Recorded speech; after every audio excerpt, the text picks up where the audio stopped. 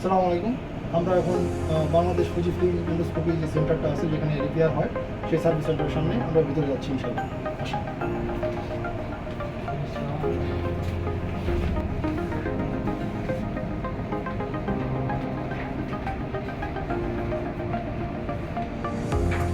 এখানে আমাদের কিছু স্পেয়ার পার্টস আছে।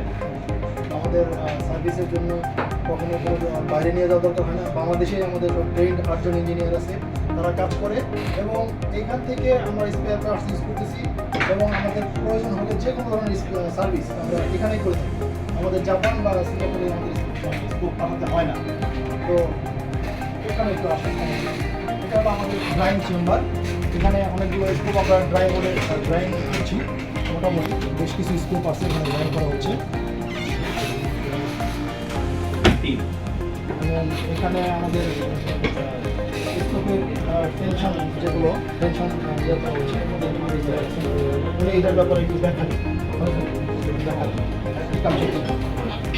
আমাদের এটা হচ্ছে variable stiffness and adaptive banding. এটার যে টেনশনটা এটা আমরা সেট করছি। এই অ্যাডজাস্টমেন্টের যে চার্টটা এটা ফুজি থেকে আমাদের দেওয়া হয়।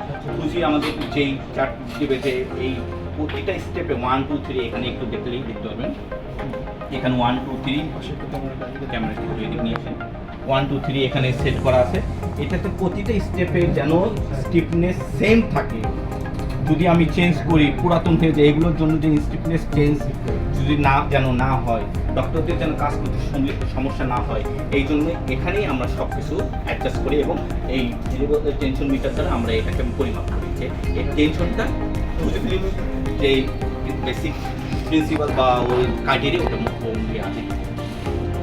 যে এখানে আমাদের কাজ চলছে এলজি অ্যান্ড ক্যামেরা রিপ্লেসমেন্ট। এইটার পরে আমরা যেটা করি সেটা হইতেছে colour data adjustment. Camera change করার পরে এবং এলজি চেঞ্জ করার পরে এটা সবচেয়ে বেশি ইম্পর্টেন্ট সেটা হচ্ছে কালার ডেটা অ্যাডজাস্টমেন্ট। এখানে কাজ চলছে।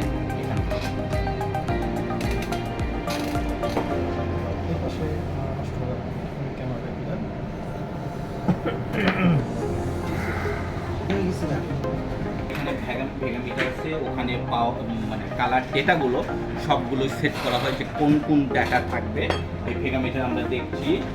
আর এখানে একটা ভিতরে হোয়াইট বারের মতো আছে, উঠায় দেখেন হোয়াইট বারের মতো আছে। ওইটাতেই ওর যে ফান্ডামেন্টাল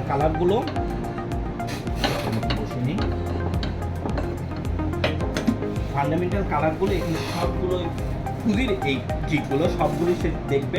ওখান থেকে সে রেড গ্রিন ব্লু সব ফান্ডামেন্টাল কালারগুলো নেবে, নিয়ে কালার ডেটাগুলো সেট করবে। আর এই মেগামিটারেও দেখে আমরা বুঝতে পারবো যে ডেটা আপডেট মানে ঠিক মতো কালার আছে কিনা। আসসালামু আলাইকুম। ভিডিওর সেকেন্ড পার্ট। এই অংশে আমরা কি ধরনের সার্ভিস ইনস্ট্রুমেন্ট ব্যবহার করি সেটার বিষয়ে ধারণা দেওয়া হবে। শুরু করি। পারস ভাই একটু এদিকে আসেন। আমাদের পারস ভাই এখন বিষয়ে কিছু বলবে। যেমন আমাদের এখানে একটা 7000 মেশিন দেখা যাচ্ছে এবং এখানে একটা 2500 একটা প্রসেসর দেখা যাচ্ছে। এগুলো সাধারণত আমরা কি পারপাস ব্যবহার করি এখানে? 200cc স্কোপ টেস্ট করার জন্য আমরা এই প্রসেসর 2500 প্রসেসর ব্যবহার করি। অ্যান্ড 500cc থেকে 7000 সিরিজ পর্যন্ত সকল স্কোপ টেস্ট করার জন্য আমরা এই প্রসেসর ব্যবহার করি। সবসময় এই দুটো প্রসেসর আমরা অফিসেই রাখি, আমাদের সার্ভিস সেন্টারে রাখি, অনলি ফর টেস্টিং। দেন এখানে কিছু ক্যামেরা মাইক্রোস্কোপে দেখা হবে। একটা জিনিস বলে রাখি, যখন ক্যামেরায় হাত দেবেন বা ক্যামেরা কেবলে হাত দেবেন, আর্থিং ম্যান্ডেটরি। আমাদের সব ইঞ্জিনিয়াররা এটা মেনটেন করে আর কি।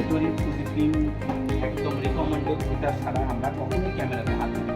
এটা মাইক্রোস্কোপ মনে হচ্ছে। হ্যাঁ, মাইক্রোস্কোপ।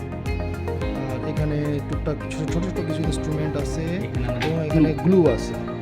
এটা খুব ইম্পর্ট্যান্ট একটা বিষয়। দেখেন আপনারা, এখানে আমরা কিন্তু সবসময় ফুজির রিকমেন্ডেড যে গ্লু থাকে, মানে আমাদের ফুজি যেটা আমাদেরকে রিকমেন্ডেড করে এবং যেটা সাপ্লাই দেয়, আমরা সেগুলো দিয়েই সার্ভিস সাধারণত করে থাকি। আমরা অন্য কোনো গ্লু বা বাজারে ক্রয়কৃত কোনো গ্লু ইউজ করি না। গ্লুগুলো তো স্কোপের সঙ্গে থাকে এবং ওগুলো সরাসরি পেটের ভিতর থাকে। সো গ্লুগুলো যেন ফুড গ্রেড হয়, যেন মানুষের ভিতরে গেলে কোনো সমস্যা না হয়, এটা খুব ফুজি খুব স্ট্রিক্টলি মেনটেন করে। সো এই গ্লুগুলো আমাদের ফুজি ফিল্ম থেকেই নিতে হয় এবং এটার একটা নির্দিষ্ট মেয়াদকাল আছে, ওই মেয়াদ পর্যন্ত আমরা ইউজ করতে পারি, এরপর ফেলে দিতে হয়।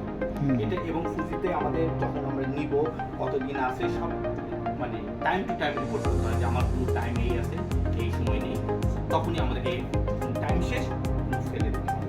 আজকে আমরা এই কাজের মাঝখানে কাজ অফ করে আপনাদেরকে ভিডিও করে দেখাচ্ছি আধা ঘন্টার জন্য। আমাদের আবার কাজ শুরু করতে হবে। তো এখানে একটা কালো জিনিস, এটা হলো আমাদের মনে হয় ওয়েট স্কেল না, Weight scale। ওপেন করে দেখো। কম পরিমাণে গ্লু, যেমন 0.0509 এইরকম আমাদের খুব কম পরিমাণে গ্লু লাগে, সেই জন্য আমরা এই স্কেলটা ব্যবহার করি। আচ্ছা আচ্ছা, এরপরে আমাদের এখানে আমাদের অনেকগুলো জিক আছে যেগুলো সাধারণত আমাদের ডেডিকেটেড ফুজি স্কোপ খুলতে গেলে এবং লাগাতে গেলে এগুলো ছাড়া আর কোনো ওয়ে নেই। এই যে এগুলো আমরা সাধারণত ব্রঙ্কোস্কোপ খোলার জন্য ব্যবহার করি। এগুলো ব্রঙ্কোস্কোপে, এটা ক্যামেরার যে কেবলগুলো অ্যাসেম্বল করতে, এটা ক্যামেরা হেড হোল্ডিংয়ের জন্য। এছাড়াও এগুলো যেগুলো বিভিন্ন গ্যাস্ট্রোস্কোপ অ্যান্ড কোলোস্কোপের বিভিন্ন অংশ জন্য খোলা এবং লাগানোর জন্য ব্যবহার করি। আর এই দুটো একটু এইদিকে, এই দুটো জিগ আমরা ইউজ করি এই যে হুইলগুলো আছে, এটা টেনশন মেনটেন করার জন্য। টেনশনটা এই মিটারে আমি দেখে থাকবো যে ওই মানে কত নিউটন বা কত নিউটন থাকবে। গ্যাস্ট্রোস্কোপের জন্য একরকম, কোনোস্কোপের জন্য একরকম, টেনশন যেন একদম পারফেক্ট থাকে, ডাক্তার যেন কাজ করে কমফোর্ট ফিল করে, একদম ব্র্যান্ড নিউর মতো আর কি।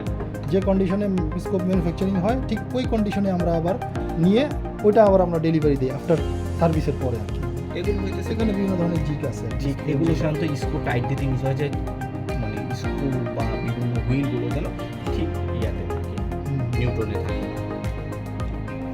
এখানে আমাদের কিছু ইনস্ট্রুমেন্ট আছে।